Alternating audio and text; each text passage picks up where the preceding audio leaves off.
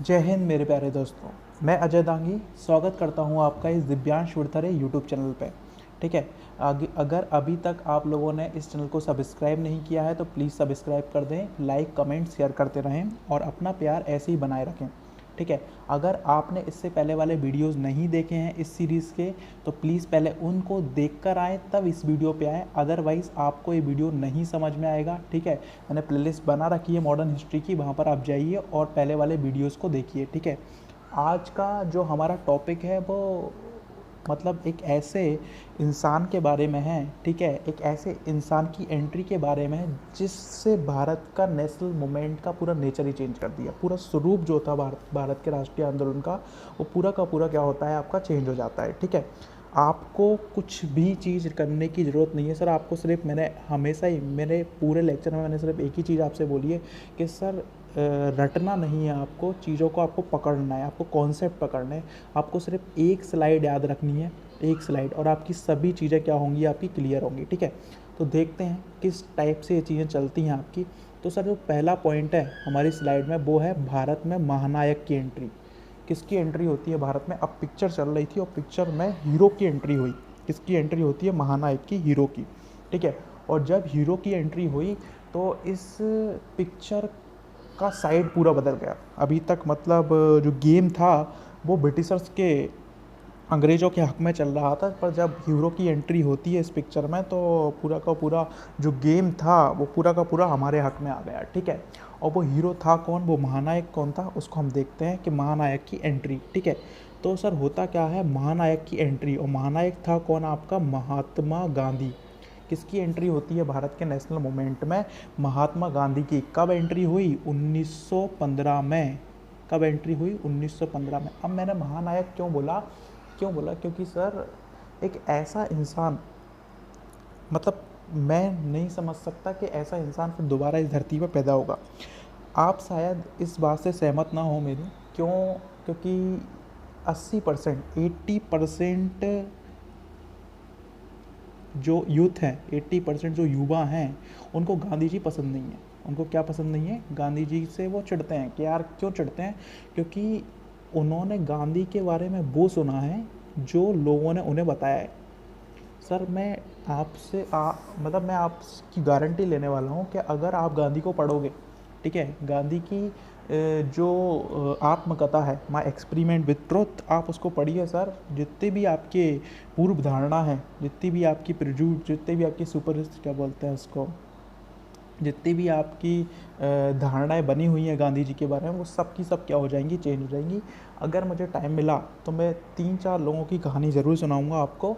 एक तो गांधी की, एक भगत सिंह की और एक भीमराव अम्बेडकर की। ये 3 लोग जो मॉडर्न हिस्ट्री में मतलब बहुत ज़्यादा इम्पैक्टफुल प्लेयर हैं मॉडर्न हिस्ट्री के। तो अगर मेरे को टाइम मिला तो मैं इन तीनों लोगों की कहानी आपको सुनाऊंगा। ठीक है। तो भारत में एंट्री होती है महानायक की। ठीक है। भारत में एंट्री हुई महानायक की। और गांधी क्यों इम्पोर्टेंट है? क्योंकि सर गांधी एक कहानी है, एक ऑर्डिनरी से कैसे एक इंसान एक्स्ट्रा ऑर्डिनरी बना। आप सोच सकते हो कि गांधी जो थे वो भारत से 1893 में कहाँ पर गए? अफ्रीका। कहाँ पर चले जाते हैं? अफ्रीका। समझ रहे हो सर? कोई इंसान इंडिया से कहाँ पर जा रहा है? अफ्रीका। किसके लिए? वकालत करने के लिए। मतलब इतनी बुरी वकालत उन्हें आती थी कि वो काम धंधा ढूंढने के लिए कहाँ पर गए? अफ्रीका। अफ्रीका मतलब समझ रहे हो सर? जहाँ पर खाने माने के लिए कुछ नहीं है। जैसे आप शहर से गांव की तरफ जा रहे हो वैसा कुछ था। तो गांधी जी इतने ज़्यादा वीक थे, उनके अंदर कुछ भी ऐसी चीज़ें नहीं थी कि वो जहाँ पर उनकी वकालत चल सके। तो वकालत को सक्सेस करने के लिए कहाँ पर गए? अफ्रीका गए। अफ्रीका जब वो गए तो उनकी पूरी ज़िंदगी चेंज हो गई। और अफ्रीका से गांधी लौटकर कब आए भारत में? 1915। बहुत ही इम्पोर्टेंट है सर। बार बार क्वेश्चन पूछा गया है कि गांधी अफ्रीका से कब लौट कर आए? 1915 में। कब? 9 जनवरी 1915। और 9 जनवरी 1915 को इसलिए भारत में प्रवासी भारतीय दिवस बनाया जाता है। अगर आप देखोगे तो हर साल क्या बनाया जाता है? प्रवासी भारतीय दिवस 9 जनवरी 1915 को। तो भारत में महानायक की एंट्री हुई 1915 में। और जैसे ही भारत में महानायक की एंट्री गांधी जी ने, वो बेहतरीन मस्त इनिंग थी जो थी कौन सी आपकी? चंपारण सत्याग्रह। चंपारण सत्याग्रह डेट याद रख लेना सर, 1917। कब है चंपारण सत्याग्रह? 1917। अब होता क्या है, एक किसान था राजकुमार शुक्ल। कौन था आपका? राजकुमार शुक्ल, चंपारण बिहार का किसान था। उसने गांधी जी के बारे में थोड़ा बहुत पढ़ रखा था कि इनने खूब तबाही मचाई। कहाँ पर? आपकी साउथ अफ्रीका में। ठीक है, तो वो गांधी जी को इनवाइट करता है कि भैया आप आ जाओ और कुछ थोड़ा बहुत आपसे हो सके करो हमारे लिए। अब चंपारण में एक प्रॉब्लम क्या थी कि यहाँ पर तिनकटिया पद्धति चलती थी। तिनकटिया पद्धति क्या थी कि यहाँ पर किसानों को 3 मतलब 20 अगर उनकी ज़मीन है उसके 3वें हिस्से पे नील की खेती करनी पड़ती थी। किसकी खेती करनी पड़ती थी? नील की खेती, इंडिको प्लांटेशन करना पड़ता था। ठीक है, ये जो प्रथा थी बहुत ही ज़्यादा एक्सप्लोटिव थी, बहुत ही ज़्यादा शोषणकारी थी। ठीक है, इस वजह से राजकुमार शुक्ल जो था उन्होंने गांधी जी को इनवाइट करा। उन्होंने गांधी जी को इनवाइट करा कि भैया आप आओ और हमारी कुछ मदद करो।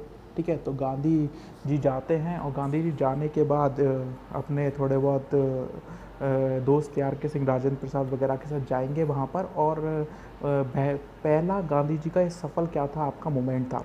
ठीक है, गांधी जी का ये पहला मतलब 25% उनको जो क्या था आपका ड्यूज़ था, जो 25% उनका पैसा था वो उनको क्या करवा दिया, गांधी जी ने दिलवा दिया। तो पहला गांधी जी का ये सफल आंदोलन था। ध्यान रखिएगा सर, ये गांधी जी का पहला फर्स्ट सिविल डिसोबीडेंस मूवमेंट था। क्योंकि पहली बार गांधी जी ने बोला था कि आप जितने भी लोग थे कि सरकार की कोई भी चीज़ आप क्या नहीं करोगे, आपकी सुनोगे नहीं। तो गांधी जी का पहला फर्स्ट सक्सेसफुल मूवमेंट था। और पहला गांधी जी का क्या था आपका? Civil disobedience movement. आपसे पूछा जाएगा पेपर में पहली चीज़ कि चंपारण सत्याग्रह का रीज़न, तो तिनकटिया पद्धति। कौन सी पद्धति? तिनकटिया पद्धति। राजकुमार शुक्ल ने गांधी जी को बुलाया था और गांधी जी का ये पहला कौन सा था? सिविल डिसोबीडेंस मूवमेंट था। सिविल डिसोबीडेंस का मतलब है सविनय अवज्ञा आंदोलन। आपको ऑप्शन दिए जाएंगे और पूछा जाएगा बताइए इनमें से कौन सा एक गांधी का सविनय अवज्ञा, पहला सविनय अवज्ञा आंदोलन है। तो कौन सा है? चंपारण सत्याग्रह, जो कब हुआ आपका? 1917 में। ठीक है, दूसरी महत्वपूर्ण बैटिंग गांधी जी ने करी वो थी आपकी अहमदाबाद मिल स्ट्राइक। सर पहली भूख हड़ताल थी गांधी की। भारत में गांधी की ये पहली क्या थी आपकी? भूख हड़ताल थी। अहमदाबाद में क्या होता है, जो मिल मजदूर थे उन्हें प्लेग बोनस नहीं दिया गया, तो उन्होंने हड़ताल मड़ताल कर ली। ठीक है, गांधी जी गए, गांधी जी ने उनका बोला कि नहीं मैं भी आपके संग भूख हड़ताल करूँगा। बैठ गए गांधी जी और वो सब मिलके। तो पहली बार ठीक है गांधी जी ने हंगर स्ट्राइक करी। ये गांधी जी का दूसरा सफल क्या था आपका? आंदोलन था। तीसरा महत्वपूर्ण आंदोलन जो गांधी जी ने किया वो था आपका खेड़ा सत्याग्रह। कौन सा सत्याग्रह आपका? खेड़ा सत्याग्रह। कब हुआ आपका? 1918। खेड़ा कहाँ पर है आपका? गुजरात में। ये खेड़ा सत्याग्रह भी गांधी जी का सफल सत्याग्रह हुआ। गांधी जी का पहला क्या था आपका? नॉन कॉपरेशन, असहयोग आंदोलन था पहला। ठीक है, तो आप याद रखना चंपारण सत्याग्रह पहला गांधी जी का क्या था आपका? सविनय अवज्ञा था। पहली भूख हड़ताल अहमदाबाद मिल स्ट्राइक थी। और पहला असहयोग कौन सा था आपका? खेड़ा सत्याग्रह। खेड़ा सत्याग्रह 1918। अहमदाबाद मिल स्ट्राइक कब हुई आपकी? 1918। और चंपारण कब हुआ आपका? 1917। चंपारण क्या हुआ आपका? तिनकटिया। तो गांधी जी की जो 3 महत्वपूर्ण बैटिंग या 3 महत्वपूर्ण जो गांधी जी के काम थे, उन्होंने पूरे अंग्रेज़ों को क्या कर दिया? अवेयर कर दिया पूरे अंग्रेज़ों को। सच मतलब अंग्रेज बिल्कुल क्या हो चुके थे आपकी? अलर्ट हो चुके थे कि यार ये तो दिक्कत है कि यार गांधी जी आ चुके हैं। ठीक है, अब और गांधी जी की सबसे अच्छी बात ये थी कि गांधी जी के जो मेथड थे सर वो नए थे। ठीक है, और इतने इफेक्टिव थे कि आप सोच नहीं सकते।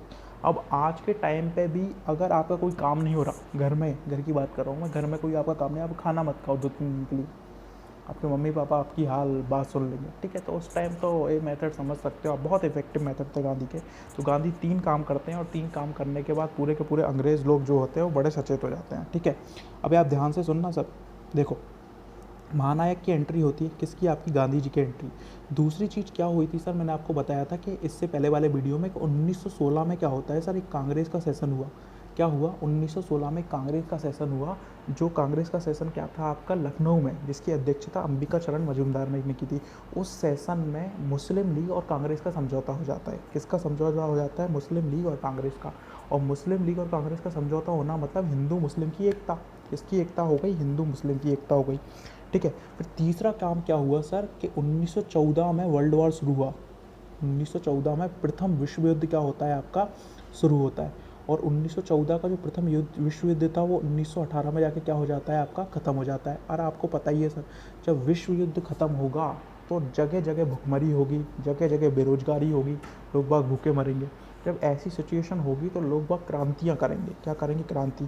तो एक फैक्टर हिंदू मुस्लिम की एकता भी हो गई है और महानायक की एंट्री भी हो गई है। तो 3 बड़े बड़े फैक्टर जो अंग्रेज़ों के लिए क्या थे आपका बड़ा डेंजर जोन था। तो अंग्रेज़ों ने क्या रहा कि यार ये 3 चीज़ें हैं जो बड़ी क्रांति क्या कर सकते हैं, इस क्रांति को होने से पहले ही अपन को रोकना है। तो क्या करा जाए? तो सर अंग्रेज़ एक ऐसी चीज़ लेकर आए, ठीक है, जिसका नाम क्या था आपका रॉलेट एक्ट। क्या लेके आए अंग्रेज? Rowlatt act.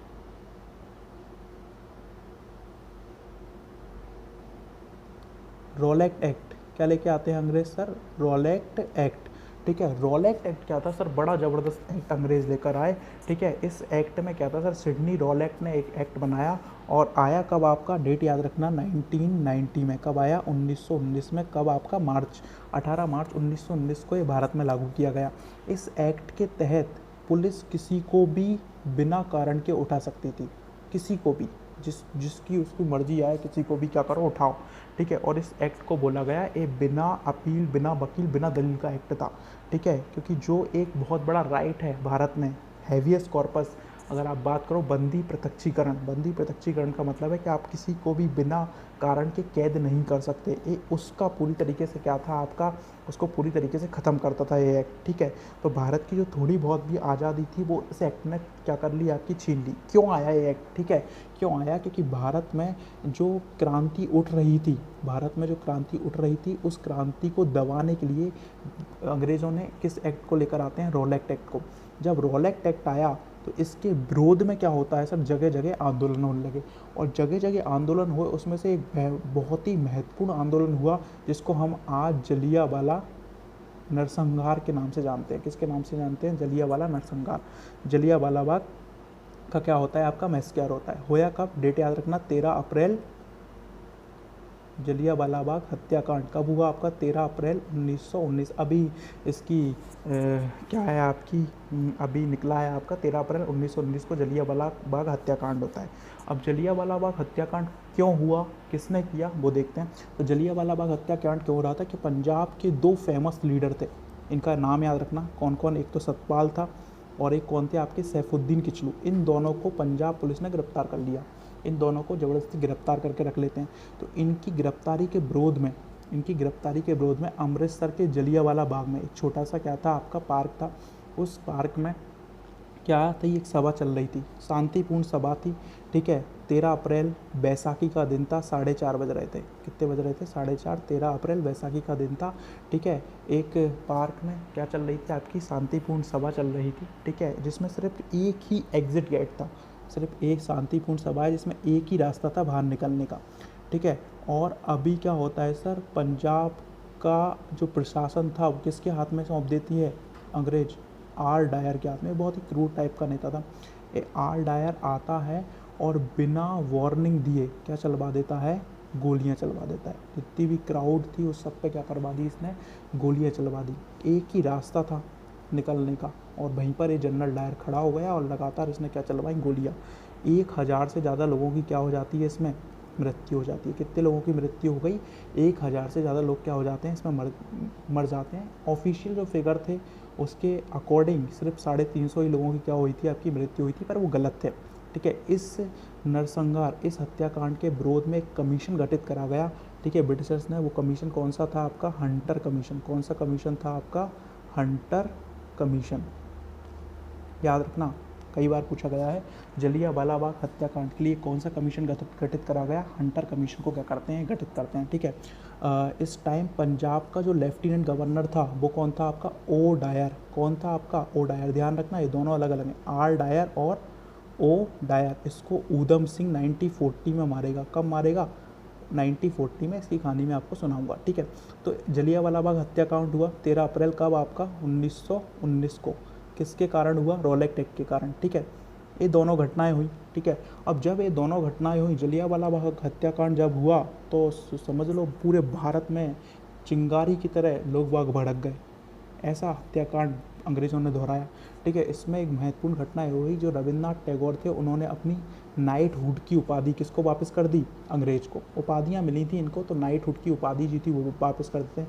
इसमें एक शंकर नायर थे। कौन थे आपके? शंकर नायर, जो वायसराय, उस टाइम जो आपका वायसराय था उसकी कार्यकारिणी के सदस्य थे। किसके सदस्य थे? उसकी कार्यकारिणी के सदस्य थे। उन्होंने उस कार्यकारिणी से क्या दिया? इस्तीफा। कई बार एक क्वेश्चन पूछा गया है पेपर में कि बताइए वायसराय की कार्यकारिणी से इस्तीफा देने वाला कौन था? तो कौन था? आपका शंकर नायर। रविन्द्रनाथ टैगोर ने किसकी उपाधि वापस कर दी थी? आपकी नाइटहुड की उपाधि वापस कर दी थी। ठीक है, क्लियर है चीज़? तो जलियांवाला बाग हत्याकांड होता है। ठीक है, उसके बाद क्या हुआ सर? जलियांवाला बाग हत्याकांड हुआ।